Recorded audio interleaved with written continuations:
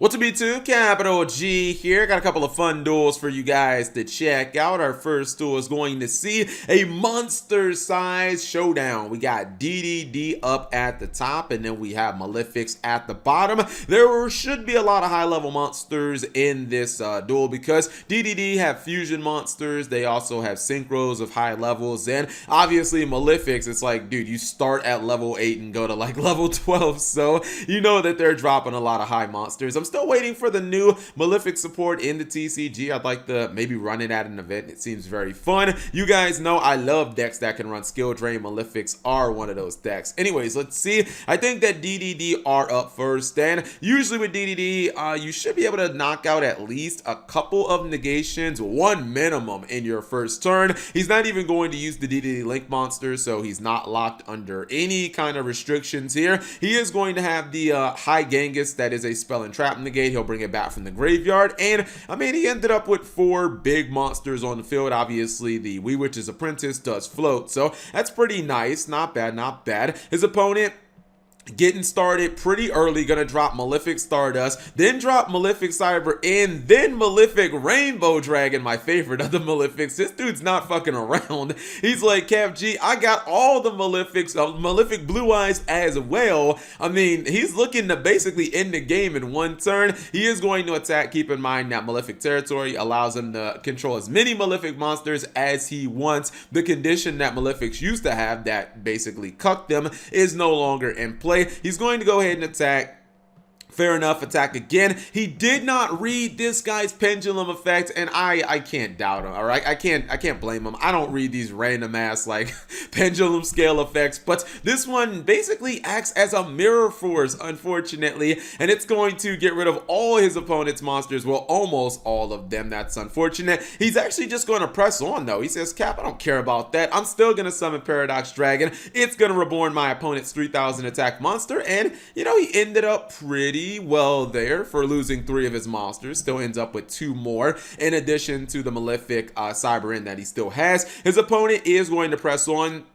And the card that's really going to make this duel, or should I say break this duel, is going to be the Crystal Wing Synchro Dragon. That card is a killer against Malefics because it can not only negate effects, which isn't quite as important, but the more important part is the Malefic monsters are all high level. So Cyber, or the Crystal Wing Synchro Dragon, can just ram into them and just run and just kind of run amok. He also used Siegfried. This was pretty smart. Use Siegfried to negate the Malefic territory. This meant that he can only control 1 Malefic monster, so he loses his Malefic Paradox Dragon. So that's unfortunate. And if he tries to summon another Malefic monster, he would just activate the, or he would just negate the territory again. He is going to try to summon Truth Dragon, but Crystal Wing got this duel on lock at this point, and he will never be able to summon that. Even when he tries to summon it once again from the graveyard during the damage step, it just will not matter because Crystal Wing is just not having any of that. Honestly, I'm not really sure that this guy had a way to out Crystal Wing Synchro Dragon. This is why you play Skill Drain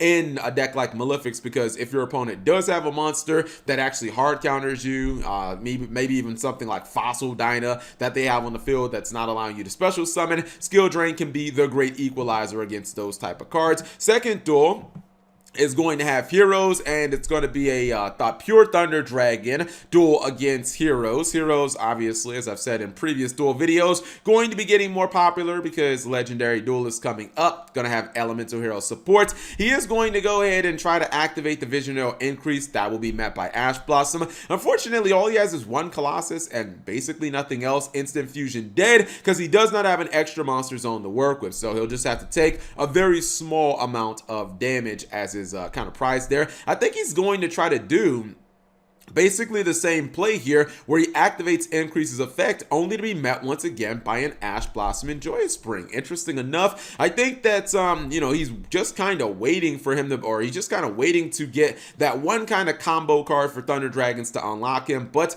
his opponent is, you know, he's closer, or he's getting closer to what he needs. Now the thing is, Vision Arrow Vion, he kept stopping it, but I'm not sure he really needed to. What could Vion really do? Like, he couldn't get any like searches out of it by dropping Shadow Mist to the grave, because obviously Colossus is on field, so I don't even know if he needed the Ash. Anyways, Phantasm, or Phantasme, going to be dropped, gets him a copy of the Thunder Dragon Matrix, which will actually be used here to protect the Battery Man Solar. So that's kind of cool. He is going to finally get a combo starter, or at least a card that he needed. That would be Aloof Lapine. This is going to get him exactly where he needs to go, and he's going to make a Palausa. Now his Nibiru is locked. He can go as hard as he wants, but guys, oh man, it's just, you know, something bad is going to happen. He's going to foolishly negate with the Palausa. He uses its effect to negate the Vision Hero increase, and the problem with Palausa, even though she has multiple negates, she is a hard once per chain. She can't negate twice in the same chain, so he can just drop Nibiru on him, and that's a killer, man. You end up thinking, my opponent can't have a way of stopping me, and then they ultimately do have that card that stops you. Now he has Nibiru on field and basically nothing else, and I feel like this duel is probably going to be over. Nibiru could also be used for a little more offense for the hero player. He does have mass change, so that will get him an extra attack, and looks like he just wants to go ahead, fusion summon, drop plasma, suck up the Nibiru token. He's going to attack. He's going to attack again. He will mass change into Dion, or Dion. Is it Dion or Dion? Anyways, he gets his Stratos. That gives him the ability to get the Honest Neos and punch for game. I think it's Dion. I think that's the way that you pronounce it. But finally, he ends up winning the duel. He didn't actually gain any attack from the Nibiru token. I don't believe that you gain attacks from